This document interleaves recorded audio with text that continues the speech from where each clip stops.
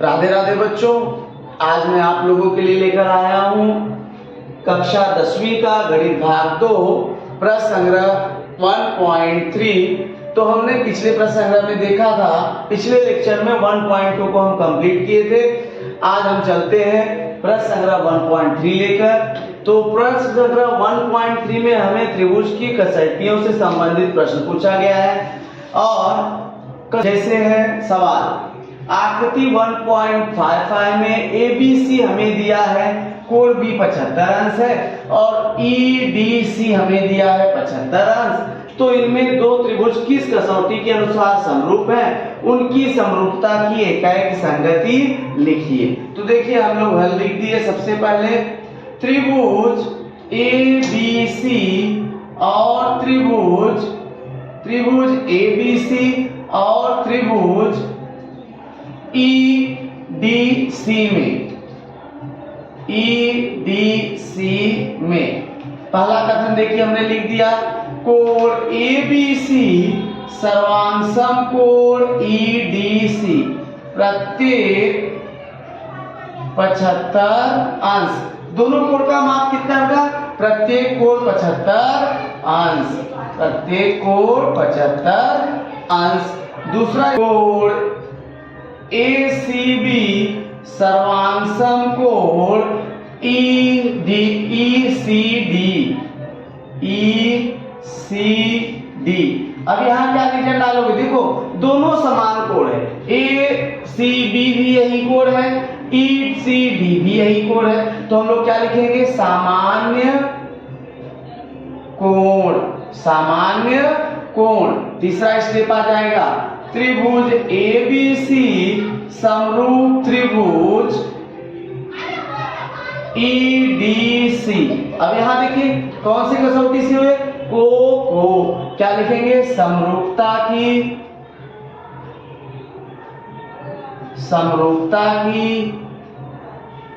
को कसौटी। ये हमारा जो है प्रश्न हो गया कि कौन से कसौटी से समरूप है और उनकी एकाएक की संगति लिखिए। तो हमारा मिल गया त्रिभुज ABC समरूप त्रिभुज EDC। तो यहाँ पे आपके लिए दूसरा प्रश्न लेकर आया हूँ, जिसमें हमें दो आकृतियां बनी है, त्रिभुज PQR और त्रिभुज LMN।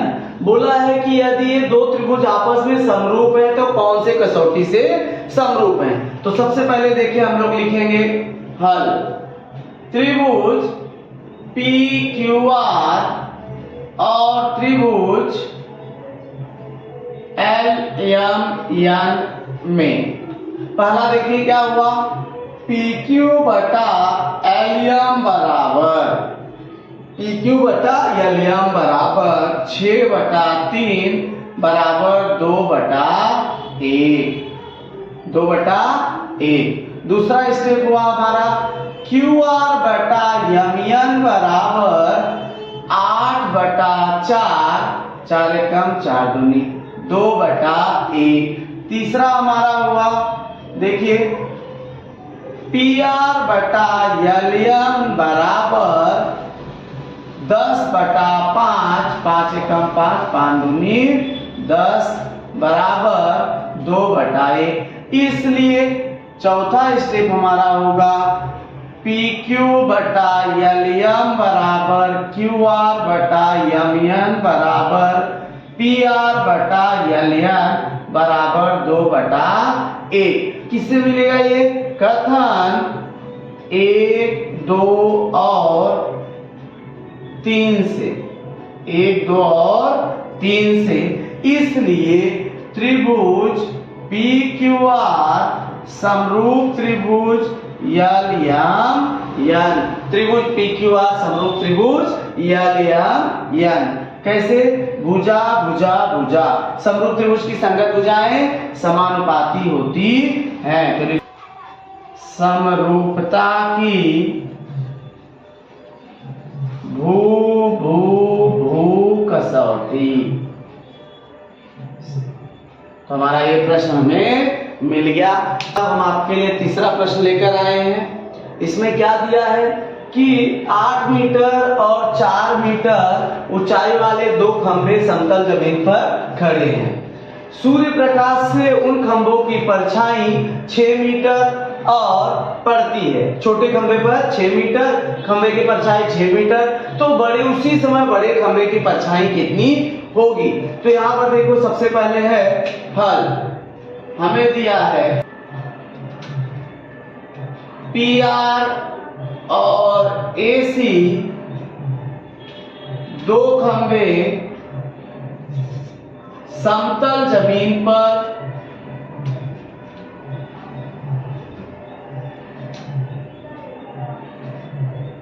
खड़े। हमने क्या लिख दिया? PR और AC दो खंभे समतल जमीन पर खड़े हैं। अब सूर्य प्रकाश से खंभे की जो परछाई बनती है वह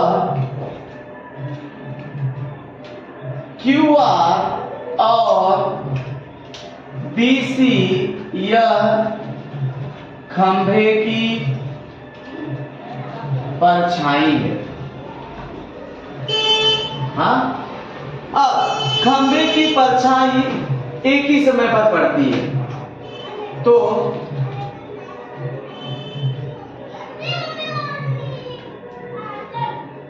दोनों खंभों की परछाई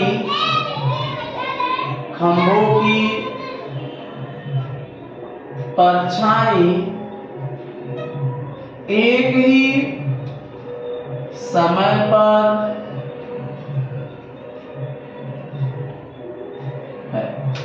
दोनों खंभों की परछाई एक ही समय पर पड़ती है, इसलिए PR लंब QR तथा AC लंब BC, इसलिए त्रिभुज PQR समरूप त्रिभुज ABC। यहां लिखेंगे समकोण त्रिभुज की समरूपता से, समकोण त्रिभुज की समरूपता से। देखिए, समकोण त्रिभुज परस्पर क्या होते हैं? समरूप होते हैं। अब इसलिए PQ बटा AB बराबर QR बटा PQ बटा AB बराबर QR बटा ABC। देखिए, QR BC बराबर PR बटा AC। रीजन डाल दोगे, समरूप त्रिभुज की संगत भुजाएं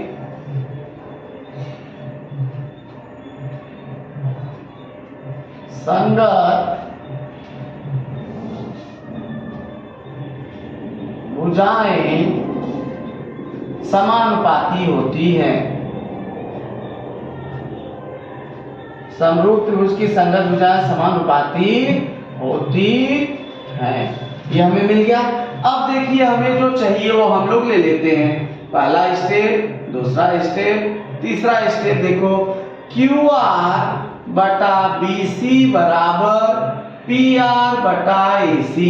अब हमें देखिए QR और PR ये दोनों चाहिए, तो हम लिख देंगे कथन 2 से। अब इसलिए चौथा हमारा आ गया। देखिए, QR का मान क्या दिया? 6 बटा x बराबर 4 बटा 8। मान रखने पर हमने मान रख दिया। अब त्रिया गुणा कर देते हैं। 6 गुणे 8 बराबर 4 गुणे x, तो 6 अठे 48 बटा 4 बराबर x। 4 एकम 4, 4 दूनी 8, क्या आ गया हमारा? 12। x बराबर 12। इसलिए बड़े खंभे की, इसलिए उसी समय बड़े खंभे की परछाई कितनी होगी? बड़े खंभे के परछाई की लंबाई हमें क्या दिया है? लंबाई 12 मीटर होगी। ये हमारा आंसर मिल गया कि जब छोटे खंभे की लंबाई 6 मीटर होगी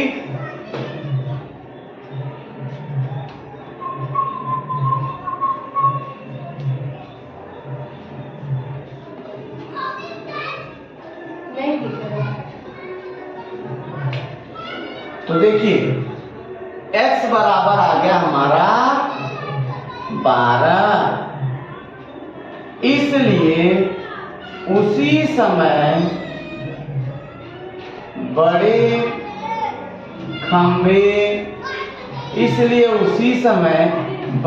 खंभे की परछाई उसी समय बड़े खंभे की परछाई की लंबाई 12 मीटर होगी। तो हमारा ये प्रश्न हो गया। देखो बेटा आपके लिए मैं अगला प्रश्न लेके आया हूं। प्रश्न नंबर 4 त्रिभुज एबीसी में एपी लंब बीसी बीक्यू लंब एसी। देखिए एबीसी में एपी लंब बीसी पर है और बीक्यू लंब है एसी पर। एपी लंब बीसी और बीक्यू लंब एसी पर और बीपीसी में मध्यता संबंध है, AQC में मध्यता संबंध है। तो हम लोग देखिए सबसे पहले उपपत्ति में लिखेंगे, जो हमें दत्त में दिया है वो लिख देते हैं। त्रिभुज ABC में AP लंब BC BQ लंब AC, ये तो हमें दिया है। अब हम ले लेंगे इसलिए त्रिभुज CPA और त्रिभुज CQB में हमने ले लिया। CPA और CQB में पहला स्टेप देखो क्या लिखोगे, कोण CPA सर्वांग सम कोण CQB, कोण CPA सर्वांग सम कोण CQB, प्रत्येक कोण 90 अंश। दोनों कोण कितने अंश का है बेटा, 90 अंश। ये भी समकोण है, ये भी समकोण है। दूसरा देखिए लिखेंगे कोण क्या है, PACP, ACP सर्वांग सम कोण ACP सर्वांग सम तो BCQ, ACP यही कोण है, ACP और BCQ यही कोण है। तो इसको हम लिख देंगे सामान्य कोण। क्या लिखेंगे, सामान्य कोण। अब ये हो गया। तीसरा स्टेप हमारा हो जाएगा त्रिभुज CPA समरूप त्रिभुज CQB। कौन सी कसौटी, समरूपता की कोको कसौटी से। ये हमारा समरूप हो गया। अब अगला स्टेप देखिए चौथा आ जाएगा। जो जो हमें पता है वो लिख देते हैं। CP बटा CQ बराबर PA बटा QB बराबर CA बटा CB। अब हम क्या लिखेंगे, समरूप त्रिभुज की संगत भुजाएं समानुपाती होती हैं। अब इसलिए पांचवा स्टेप हमारा हो जाएगा, जो जो मान दिया है देखो CP बटा CQ हमें नहीं दिया है ना, तो इसको रहने देंगे। क्या लिखेंगे, CP बटा CQ बराबर PA, AP कितना दिया है 7 और BQ कितना दिया है 8, CA कितना दिया है पता नहीं, AC हमें नहीं पता, AC हमें पता नहीं है, AC हमें नहीं पता तो AC का हम लिख देते हैं। देखिए AC दिया है हमें पता नहीं और BC हमें दिया है 12, यहां लिख देंगे मान रखने पर। अब ये दो हम ले लेते हैं, 7 बटा 8 बराबर AC बटा 12। तो 7 गुणे 12/8 बराबर AC। तो इसके बाद हमने क्या किया, 12 सत्ते 84, तो AC बराबर 84/8। अब देखिए 84 में हम 8 से भाग देते हैं, 8 एकम 8, 4 उतारे 0.8 बचे 40। क्या आ गया हमारा 8 एकम 8 10.5। तो AC बराबर क्या आ गया 10.5। ये हमारा आ गया आंसर। इसलिए AC की लंबाई ज्ञात करो, तो AC हमारा आ गया 10.5। देखो बेटा, मैं अब आप लोगों के लिए प्रश्न क्रमांक 5 लेकर आया हूं, जिसमें हमें क्या दिया है कि चतुर्भुज PQRS यह एक समलंब चतुर्भुज है, जिसमें भुजा PQ समांतर भुजा SR हमें दिया हुआ है। तो सबसे पहले देखिए हम लोग हल लिखते हैं। चतुर्भुज PQRS यह एक समलंब चतुर्भुज है, यह हमने लिख दिया। फिर हमें क्या दिया है कि भुजा PQ समांतर भुजा SR। क्या दिया बेटा, भुजा PQ समांतर भुजा SR तथा QS तिर्यक रेखा है, QS तिर्यक रेखा है, ये हमें दिया बेटा। अब हम लोग क्या करेंगे, देखो, इसलिए पहला हमें मिल जाएगा कोण PQS। देखिए, जब दो समांतर रेखाएं हो और एक तिर्यक रेखा हो, तो ये कोण सर्वांग सम इसके एकांतर कोण। तो कोण PQS सर्वांग सम, कोण PQS सर्वांग सम कोण RSQ। कौन सा कहता, क्या होगा कारण, एकांतर कोण, एकांतर कोण। फिर हमने देखो क्या दिया है, दूसरा स्टेप इसी में कि हमें क्या दिया, देखो, कोण PQA, कोण PQA सर्वांग सम कोण RSA। रीजन क्या डाल देंगे, QAS में मध्यता संबंध है, QSA में मध्यता, QAS में मध्यता संबंध है। अब ये हमें मिल गया। अब हम किस में आ जाते हैं, देखिए, इसलिए त्रिभुज PQA और त्रिभुज RSA में देखिए हम किस में आ गए, त्रिभुज PQA और त्रिभुज RSA में। अब हम लोग क्या करेंगे, देखिए, पहले लिखेंगे पहला स्टेप के बाद तीसरा स्टेप लिखेंगे, कोण PAQ, कोण PAQ सर्वांग सम कोण RAS, शीर्षाभिमुख कोण, शीर्षाभिमुख कोण। अगला स्टेप देखिए, PAQ ये कोण, RAS ये कोण, ये दोनों क्या हो गए, शीर्षाभिमुख कोण। चौथा स्टेप हम लोग लिखेंगे, कोण PQA सर्वांग सम कोण RSA। रीजन डाल दोगे कथन 2 से, कथन 2 से। अब हमारा आ गया पांचवा स्टेप, त्रिभुज PQA समरूप त्रिभुज RSA। रीजन क्या डालोगे, कोण, कोण, समरूपता की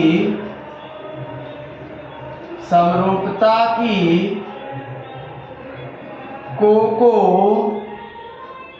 कसौटी, समरूपता की को कसौटी। छठवां स्टेप हमारा आ जाएगा, देखिए, भुजा, अब यहां तक आ गया, इसलिए PQ बटा RS बराबर QA बटा SA बराबर PA बटा RA। क्या रीजन डालेंगे, समरूप त्रिभुज की संगत भुजाएं, समरूप त्रिभुज की संगत भुजाएं समानुपाती होती है। अब आ गया। अब हम मान रखते हैं, देखिए हमें क्या क्या दिया है। छठवां स्टेप के बाद सातवां स्टेप PQ। PQ हमें पूछा है, तो PQ बटा RS बराबर QA। देखिए QA का किससे रिलेशन है? AS से। AS QA बटा 5AQ और बराबर PA बटा 5PA। हमें ये दे दिया, देखो AR बराबर 5PA, यहां रीजन डाल दो कि SA बराबर 5AQ और PRA बराबर 5AP। अब देखिए हम लोग क्या करते हैं इसको, इसलिए सातवें के बाद आठवां स्टेप PQ बटा RS बराबर AQ अपॉन 5AQ। अब देखिए हमने क्या किया, AQ अपॉन 5AQ ले लिया। AQ, अब AQ क्या हो गया? कैंसल। इसलिए देखो PQ बटा, नौवां स्टेप हमारा क्या आ गया? PQ बटा RS बराबर 1 अपॉन 5। तो 5 इंटू PQ बराबर RS, इसलिए RS बराबर 5PQ। ये हमारा सिद्ध हो गया, दिख रहा है, सिद्ध हुआ। इसलिए RS बराबर 5PQ सिद्ध हुआ। ये हमारा प्रमेय देखिए, SR बराबर 5PQ, तो इसको हम लिख देते हैं SR बराबर 5PQ। यहाँ पे हमारा सिद्ध हो गया।